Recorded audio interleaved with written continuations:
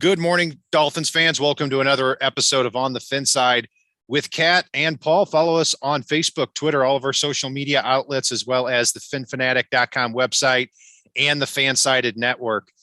It is Jets week. The Dolphins travel to New York here this week. It's MetLife Takeover week 2, and Paul is actually going to be at the game and the MetLife Takeover.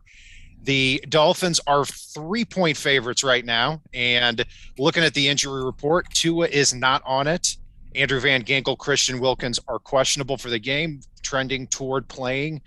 On the other side of the football here, Joe Flacco is going to start for the Jets. Zach Wilson still with that knee injury is probably going to be out for another week. We should see Zach Wilson here in about a month when the Dolphins square off against the Jets in Miami. But Paul, before we get into the game more, this is one of your favorite weekends of the year. Tell us a little bit more about the MetLife Takeover. Oh my God, this is going to be an absolute blast. We've already got to confirm that OJ McDuffie's coming up finally. He's been talking about it with us for years.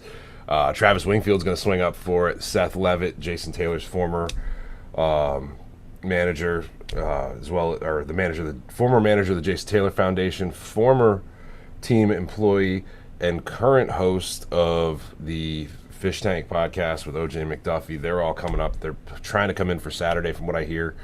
God, the Dolphins NYC puts together a huge thing for this, for charity. So much fun. There's a huge pre-party tonight up in New York. I'm literally leaving right after we do this. The kid and I are heading up with my dad and my uncle and a few other people, including my offensive coordinator, who's also a Dolphins fan. God, there's a huge party at the tailgate. Make sure you watch Cup of Joe tomorrow, because he usually does it from out at the tailgate. Nat Moore's going to come out to the tailgate. He always does. Garfinkel's going to come out. Under the radar, Jason Jenkins is going to come out. And for those Dolphin fans watching, if you're talking to me and Jason comes up, please don't tell him you have his jersey. He's not Jelani Jenkins. He's Jason Jenkins. That's actually a mishap that happened before, and Jason and I looked at each other and shook our heads. I've heard that too. Yeah, that's a great list there. I mean, how many years have you gone to MetLife Takeover now? I had to miss it because I came down with Lyme disease 2 years ago. We didn't have it last year, but I think I'd gone 4 years in a row before. I mean, last time I went, Duper and Clayton were there. Like I said, Joe Rose is always out there. Always come back with some great stories. Like the one when Joe Rose and was having a nice conversation with my mom. It's such a good time sitting with all those different Dolphin fans and really getting to hang out. Solo D's going to be there performing. From what I hear, OJ's going to jump in on one of the performances, which I think is awesome. So DJ Tropic, and that just underlines what a great job the Dolphins NYC crew, Igor, Michelle, Alex, Brian, all those folks do, putting this together year in and year out. Such a great time. If you guys haven't gone before, you definitely need to. And if you guys are listening and you're going to it, let me know in the chat. Come up and say, hey. I'll be walking around. I think I'm going to wear my Pickin' jersey, so I'll be easy to spot. Sounds like a good time. I will be comfortably on my couch here in St. Louis, Missouri. You are not invited, anybody. I will be tweeting as much as I can during the game, but that's Paul's going to have a lot better time than I will. And by the way, it's a Jamie Nails jersey, Jason. Yeah, that's awesome. I like that a lot. So, Paul, looking at just some cleanup here from the Dolphins' 22-10 victory over the Ravens. Still some weird stuff going on, man. I mean, the whole Tua Brissett thing is strange to me. Tua wasn't okay to start, but he was okay to be the backup. Then Brissett gets hurt early in the second half. Tua gets in. When he gets in, the first two drives are no better than when Brissett was on the field. Brissett is then okay to come back in, but then is told to sit back down because Tua is going to start the rest of the game. I don't know. Like, what is going on? Why is this coaching staff continuing to mess with Tua's head? I don't get it. I think that was more of a messing with Jacoby's head at that point. It's for whatever reason, they wanted to start Brissett because of Tua's finger issue. But it's I like the fact that they came out this week and said this is Tua's team. Omar Kelly put a tweet out showing Tua throwing some absolute dimes down the field this week during practice. And so hopefully we're over all this silly nonsense mess that we've seen the past few weeks. Yeah, it has to happen now for Tua, and it has to happen for the rest of the year. The Dolphins are 3-7. The next 4 games they're expected to be favored in. They've got the Jets this week, then the Carolina Panthers at home next week, then the Giants at home, then a bye week, then the Jets again. I won't let myself get to the point where I'm talking about maybe the Dolphins can make a late playoff run until we get to that bye week and the Dolphins are 6-7. So looking at Tua as well, I mean, I look at that beautiful pass to Jalen Waddle, the 35-yard pass.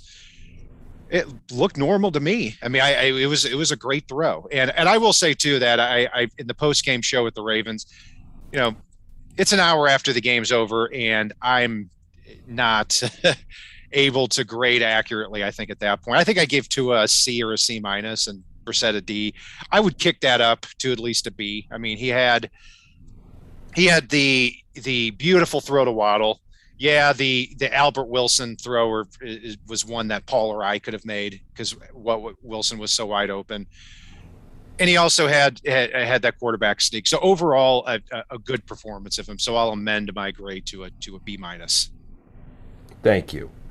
And what a great week for Tua to possibly take off and get some confidence. It's the Jets have been putting up some points lately, but they've allowed the most points they've ever allowed in a 4-game stretch, and the most points by any team in a 4-game stretch since 1966. I believe it's 174 points they've allowed in the last 4 games. This defense is catastrophically bad. It sure is. I mean, yeah, they've allowed 45 or more points to their opponent in 3 of the last 4 games. Last 4 games, 43.8 points per game allowed. I mean, they're on the season to opposing starting running backs. They're allowing over 5 yards a carry, quarterback rating of over 108. And the last 5 quarterbacks to face the Jets, Matt Ryan, 107.3, Mac Jones, 125.2, Burrow, 107.4, Carson Wentz, 134.3, Josh Allen, 125.6. And in addition to that, the Jets were already, they came into the season hurt. I mean, just terrible at the cornerback position. One bright spot for them was Brandon Echols, a 4th-round rookie out of Kansas State, who had been starting for them. He's actually going to be out the next 3 to 5 weeks. When he left the lineup, Javelin Guidry came in at the cornerback spot, and Stephon Diggs just completely ate him up. So the table is set for Tua to have a big game here. It is. And the table's set as well for this defense to have a big game. If Miami can continue to do what we've said all year, and they finally started doing the past couple weeks, and shocker, the defense suddenly looks like one of the top defenses in the league again, they're going to be going after an immobile Joe Flacco who is not the Joe Flacco of Ravens yore. He's more of that late career Bernie Kosar type at this point, who can come in, drop a couple of bombs, but if you can get by a woefully bad offensive line without Mekhi Becton, you can tee off on him all day. And if you can confuse him, confuse the O-line, not let him see who's dropping, Flacco is a guy that can make a lot of mistakes. So Miami's team's speed along the defensive front, the confusion that they've been throwing out there with suddenly using that cover 0, a little bit of drunk defense. Right. Yeah, and no Mekhi Becton, like you said. Elijah Vera Tucker is going to be questionable with a toe injury in this game, so they could possibly be without the entire left side of their line. Since that, George Fant has started at left tackle for them. He's a decent athlete, but overall hasn't been a very good tackle for several years. And they've got Morgan Moses on the right side. It'll be fascinating to see because if the Dolphins come with that cover zero and blitzing a lot, Joe Flacco, that may be the football that he wants to play, because like you mentioned, he would want to he wants to see the man coverage and drop the ball over the top to the opposing wide receiver. And the Jets are decently talented at receiver with Corey Davis and rookie Elijah Moore and Keelan Cole, Jamison Crowder in the slot. So I think on defense, what's very important here is you've obviously got to get to Joe Flacco. You've got to put pressure on him. The question is, are they going to be able to do that with Emmanuel Ogbah and Jalen Phillips on the outside against Fant and Morgan Moses? Or are they going to have to really come right out of the gate and send the house like they have been doing the last two games against the mobile quarterbacks, Tyrod Taylor and Lamar Jackson? I think we should change that narrative. I don't think it should be, are they going to have to come out and do that? I think they should come out and do that. This defensive personnel is at their best when they're bringing constant pressure from various directions and you don't know who's coming. It's look at Justin Coleman. I saw you put a tweet out about this. He's been playing his best football ever since they started doing this.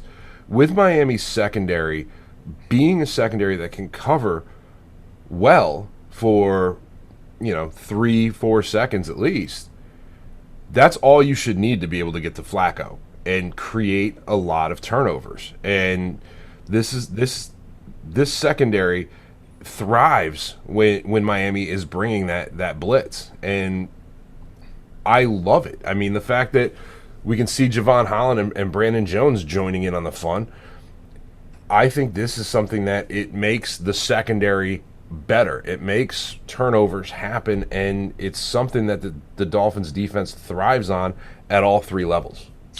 Well said. And one of the major stories here of the season with the defense is Javon Holland and Brandon Jones taking over that safety role, because Holland has the range and the intelligence to be that last line of defense. When they go single high safety, Brandon Jones comes down and plays in the box as kind of an extra linebacker, allows them to be more unpredictable. And a common theme with this year and last year is when the Dolphins are winning, it's when their secondary is playing well and they're able to win from the back of the defense to the front. And you saw last game, you didn't know where the blitz was coming from. Javon Holland on one play was playing single high safety. The next time he was at the line of scrimmage, teeing off on the quarterback. So when you do that, it's hard for the quarterback to see where that pressure is coming from. Yeah, and against a team with a defense as bad as the Jets is right now, you can very quickly, because I saw in chat somebody mentioned Michael Carter, you can very quickly turn this into a one-dimensional game for the Jets, which is not a place the Jets want to be, with a bad offensive line right now, an immobile quarterback who is a shadow of what he used to be, and Miami able to bring the house in various creative ways. You can't let somebody like Emmanuel Ogbah and Jerome Baker and Andrew Van Ginkel have the opportunity, if you're Robert Saleh, to pin their ears back and just tee off on you. Because if you do that with somebody like Joe Flacco, you're going to have to put an injured Zach Wilson into the game at some point, and that's not where you want to be. Absolutely. And here on defense as well, Andrew Van Ginkel with a back injury and Christian Wilkins with a quad injury, both questionable for this game. Again, trending toward playing. So we'll see what happens there. And yeah, on the defense too, is that look that they gave repeatedly to Lamar Jackson throughout the game. I mean, putting 7 guys on the line of scrimmage, an advantage the Dolphins defense has with those undersized linebackers, Landon Roberts, Jerome Baker, Andrew Van Ginkel, is that even when they don't come with the blitz, they are fast enough to go to drop back into those passing lanes.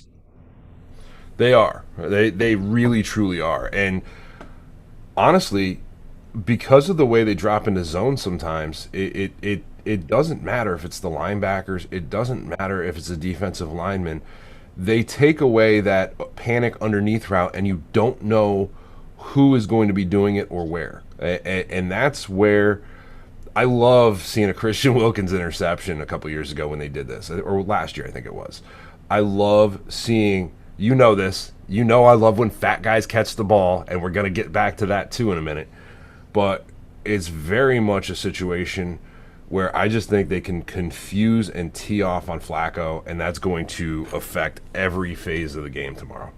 Well, whatever they did last year to Flacco, I hope they do it again, because Joe Flacco started against the Dolphins last year in one game. Darnold did in the other, but in the game in Miami, the Dolphins won 21-0.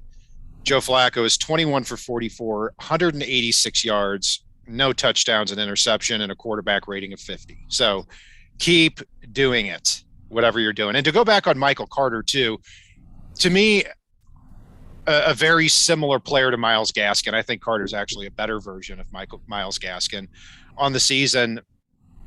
In the passing game, he's a good receiver, but just like Myles Gaskin, averaging 3.6 yards a carry. So he's not somebody that will enable the Jets to just line up and smash the ball down the Dolphins' throat. And so, I think the Dolphins and Jets are probably going to have equal problems struggling to run the football in this game, just like they pretty much do every game.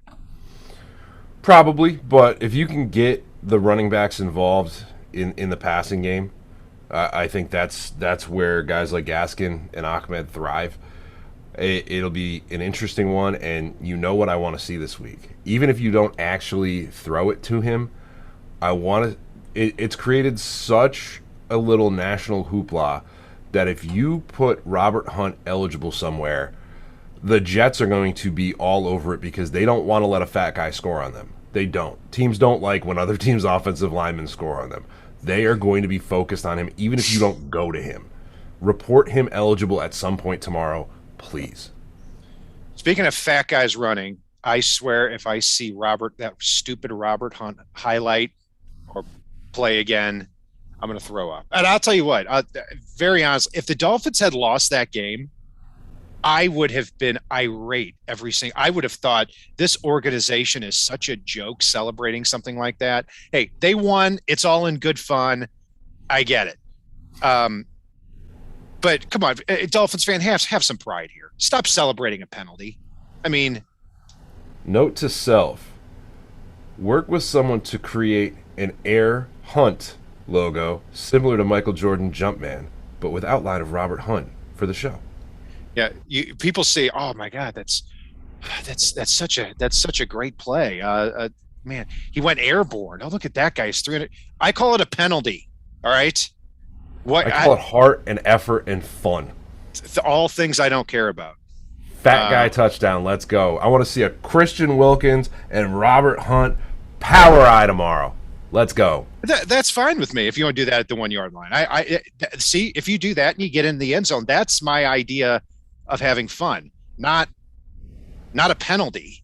Not just one fat guy fullback, but two. Let's go. Quarterback drops back and throws the ball to the right guard, like something that you learn when you're 5 that you can't do. Anyway, the Dolphins won, so I was happy. That's all I've got to say about that. Grandizer in chat too mentioned that it's going to be 56 degrees, cloudy, slight chance of showers tomorrow. Appreciate that. Yeah, I mean, I look at this game here, and the Jets have allowed every opponent but one, and that's the Panthers in the first game of the year, have 25 or more points in that game. So in the game. So it's got to be a game where Tua comes out and the Dolphins put 25, 30 points on the board against this Jets defense. Minor correction, 24 or more points, because the Titans only got 24 on them. Thank you. 24 or more points. So that's really where the baseline's got to be. I'll be a little concerned if the Dolphins come out of this and win 17-10 or 17-13 or lose the game. I mean, is it really impossible that the Jets win a 16-13 field goal game here? I mean, I don't think it is impossible, but I don't see the game going that way. But Paul, before we get to that and we get to the predictions here, some kind of Dolphins news this week. Dallas Goedert, 4 years, $59 million, $35 million guaranteed, extended by the Eagles. And a couple of months ago, Mark Andrews the Ravens tight end, who the Dolphins faced last week, signed a contract extension, 4 years, $56 million, $30 million guaranteed. So that's important because Andrews and Goddard were the two other tight ends that have been successful from that 2018 draft where Mike Gesicki was drafted. So the market has been pretty well defined by those two contract extensions here. Do it. 100% do it. And it's going to be more. It's going to be more. I'm going to warn you all now. It's going to be more than what Goddard signed. Gesicki will ask for more, and he should get more, given that the Dolphins have so much money next year. I don't blink at $15 million a year. I don't. Me either. For Gesicki. Not a bit. And we have to keep in mind that the salary cap, I believe it's fixed for next year, but it goes up exponentially in future years because of the addition of the 17th game, because of the additional TV money that they're getting from the way that they're jury rigging things around. This salary cap is going to shoot up like a rocket. So if you want to backload a contract for Gesicki, I am all for it because it doesn't limit you. I don't want to go into the draft next year needing a tight end. I don't. No, I don't think that'll be a problem. Even if they lose Gesicki, they've got six. How many do they have on the roster? 8 now? No, they got 5. But I don't want to go into the draft next year needing an impact tight end. Gotcha. Well, yeah, I'm with you on that. It's Hunter Long may eventually be that guy. We don't know. It's pretty damning that he's been inactive so much. But again, they haven't needed to have every tight end be active. So whatever they're doing developmentally with him, fine. But somebody like Mike Gesicki, you need to retain that guy. You can't continue to let your good draft picks walk. You can't. Definitely. And I was looking at this the other night, looking ahead to the draft. I want to be able to focus on a few positions in next year's draft as opposed to having to go, crap, we got to jump on this now, even though we need a right tackle. Right. Oh, crap, we got to jump on this now, even though we need a left tackle. It's because if you want to have impactful tackles come out of the draft next year, you need to do it early. And you have to let things walk away. And not for nothing, even if you want to use Gesicki as a wide receiver and call him that. Use him as that big slot. Call him that. Because right now, despite the weapons Miami has on paper at receiver, you need receiver help next year. Period. And it'll be interesting if the contract negotiations go to Gesicki saying, look, you guys basically play me as a slot receiver.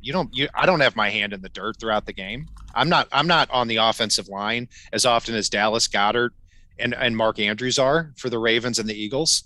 So that's where it make it interesting. And you talk about the franchise tag. There's a big difference between franchising Gesicki as a tight end and as a receiver. You're talking about a $4 or $5 million difference in that if it gets there. So that's my hope. I'm with you on that. If I would see Gesicki possibly getting a contract 4 years, $60 million, $37 million guaranteed. I think that would get it done.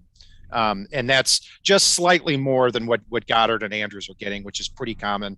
What was the number you came out with, Kat? Actually, I'm going to say, I said 4 years, $60 million, $37 million guaranteed. I'll actually amend that. 4 years, $62 million, 38 guaranteed, if I were to throw a number out. I'd be okay with that. Yep. It's like we said, and Kay Spence in chat, I get it. If you want to limit the thought on him to being a tight end, $15 million is a lot for a tight end that can't block. If that's a narrative that you could put out there, but that's really selling Mike Gesicki short. The catch radius that he has, the fact that he's devastating as a slot receiver when utilized. When they throw his way, he has been amazing this year. And any type of talented receiver, you got to think of it more as a slot receiver that can't block. Okay. I've never gone, I'd love to take the slot receiver, but he doesn't block great. Never. Gesicki's a star. I mean, somebody who is one of 2 players in the NFL who has not dropped a pass this year with more than 40 catches. A tight end who, up until last game where he didn't catch a pass because he had a Pro Bowl cornerback on him all game. He was on pace for 1,000 yards heading into last week's game against the Ravens. I mean, and he's going to get back on track for it this week.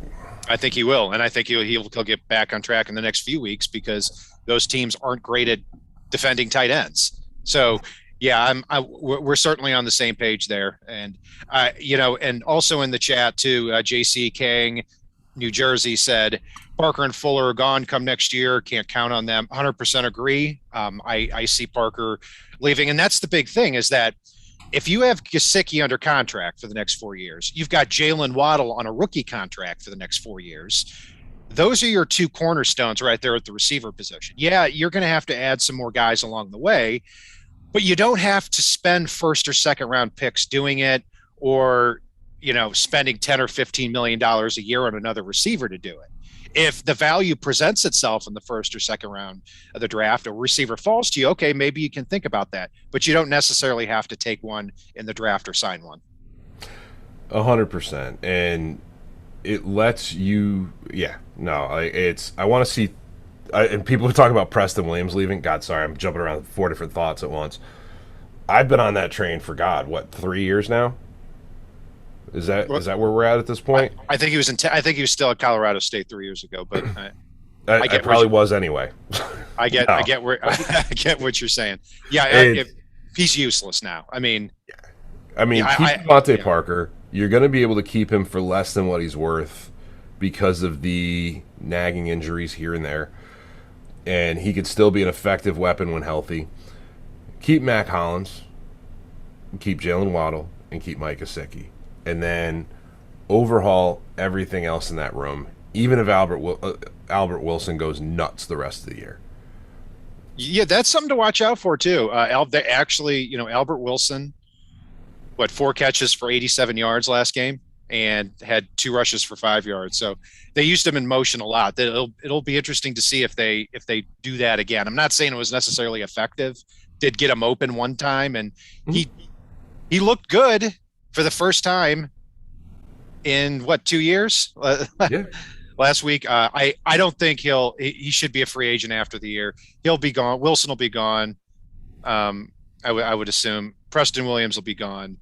Parker, I think, will be gone. I'm with you though, Paul. I would still keep him because he can roll out of bed and he can play and he can be a star. He can drop a 15-catch, 180-yard game if he's healthy, and moss some people. It's I'm gonna pat myself on the back for 1 second, Kat. I know I don't do this super often, but I'm gonna tell our listeners right now, when it comes time for the draft, y'all better listen to me for these running backs after round 3. That's right. Looking around the NFL, I'm just sitting there with that crying cat in the window face, staring at guys like Elijah Mitchell, Ramondre Stevenson. It's AJ. I know AJ Dillon wound up going in the second round, which is where I said I would have taken him, even though he was graded later. Some of these guys around the NFL that are just taking off at the running back position, and I'm like, oh, what could have been? What could have been? What could have been? I've had my misses when we've talked about the draft. I truly have, but I've been hitting it on these late round running backs or mid round running backs, and it lets you have the good picks at positions in need earlier on in the draft if you're able to hit on those guys. Yes, Paul is on fire with these running backs. I think my best position is offensive tackle. My worst position, I'd have to think about what my worst position is, but I know I'm pretty solid on the offensive tackles. So be sure to join us for the draft commentary. See, we're already getting excited talking about the draft and the offseason. Also some news this week here too, Paul, as far as transactions. The Dolphins signed quarterback Jake Luton to the practice squad, as well as defensive tackle Andrew Billings. 2 interesting guys here. First of all, I don't understand why Reed Sinnett is not a Dolphin or on the practice squad. That the minute he was released, the Eagles signed him the day after and put him on their 53-man roster, not their practice squad. He didn't sit out there for a while. I don't understand that at all. So they signed Jake Luton, who is a former 6-rounder from Oregon State. He's huge. He's 6'6". His first game in the NFL, he did really well. He was 26 for 38, 300 plus yards.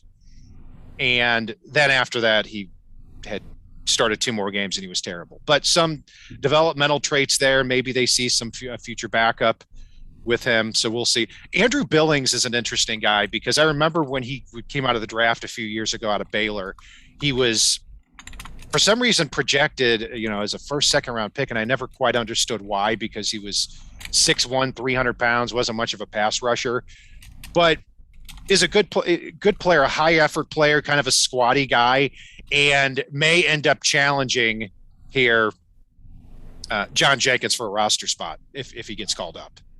You know who else is there, and I'm glad Grandy brought it up. Evan Boehm is on the practice squad again. Let's go.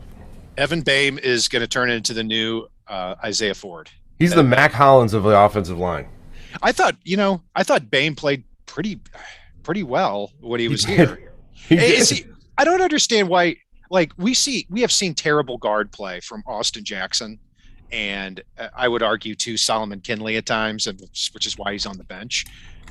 Then you look around and see, I'll give you an example. Ted Karras for the Patriots is now starting at left guard over Michael Onwenu, who was probably the best interior rookie player last year at the guard spot. Skippy Skura is starting at either guard or center for the Giants. Remember Jake Brendel from a couple of years ago. He's still in the NFL. I think he's with the 49ers. When he got in, he played well. Evan Brown was somebody who got into 2 games in 2019, and he did well, and he's bouncing around the league somewhere. I don't know why the Dolphins don't hang on to some of these guys when they're out in the field.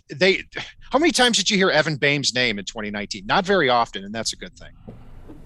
Less times than I've heard Isaiah Ford's this year. That's for sure. Paul, let's get to the predictions. So I'll throw it. You're going to be at the game. You got to bring us some good luck. What's your prediction?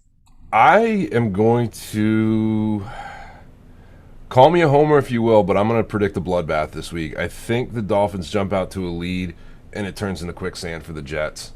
It always feels like a home game up here. And I'm going to go 47-24 Miami. Wow. 47-24. That would be amazing. And we're talking with a garbage time touchdown for that 24 because 47. Okay. I'm gonna go 28-14 Dolphins. So I do see him putting up a lot of points as well, and that's more reflective of the Jets' terrible defense than how I feel about the Dolphins' offense, which right now, I'll be honest, is not good enough, not nearly good enough. I think that the Dolphins can win some, with how they are now, can win some 17-13 games, 20-17 games on a normal week against a normal team. But they have to show the ability to put several drives together and not get into these situations where after the first drive of the game where they score, it's punt, turnover, 3 and out, interception. Like, these things can't continue to happen. What I think will happen in this here too is that the Jets really don't have the pass rush to put a lot of heat on Tua. At the defensive end spot, you've got former Dolphin Shaq Lawson, you've got John Franklin Myers. They typically line up in a 4-man front on their defensive line. There's not a Jerry Hughes or a Josh Allen coming off the edge that I think the Dolphins offensive line really needs to worry about. And then they play a lot of zone defense in their back four. Both their safeties, LaMarcus Joyner and Marcus May, are out for the year. At corner, I'm going to amend mine because, damn it, I think Miami tees off on Flacco with that all-out blitz. I'm going to make it 47-17. Okay, I thought you were going to take the insane 47 number down. Oh no, I am sticking to it. Well, I hope you have stand up for it. I hope you have a good time there, and I hope you bring us back a win. And I feel pretty confident in this game. I mean, because the way I look at it too is, if the Dolphins lose this game, I mean, we're done here. Even if we get to the point where even if they ran the table the rest of the way, which wouldn't happen anyway. They probably wouldn't make the playoffs. So we got to get to that bye week and be 6-7. That's what it comes down to. And that would mean wins against the Jets this Sunday, against the Panthers at home the week after, and against the Giants the week after that. And then after the bye week, if you face the Jets again, you'd have to think they're going to win that game if they've won 5 in a row by that point. And then the fun begins a couple days after Christmas, where the Dolphins would be 7-7, and you've got a Monday night game against the Saints. So we're looking too far ahead there. I try not to get my head to that point, because if I were to guess what's going to happen over the next 4 games, the Dolphins win 3 of the next 4 and drop 1, 6-8 heading into the last 3 games, and then you have very little chance to make the playoffs. So they've got to win the next 4. That's what it comes down to. And that's going to do it for our breakdown of the Dolphins-Jets matchup here on the FinSide. I'm Brian Kett, NFL on Twitter. Paul is Fanatic_pick. Be sure to join us on Facebook, Twitter, all of our social media outlets, finfanatic.com and the FanSided Network. And if it's not on the right side and it's not on the left side,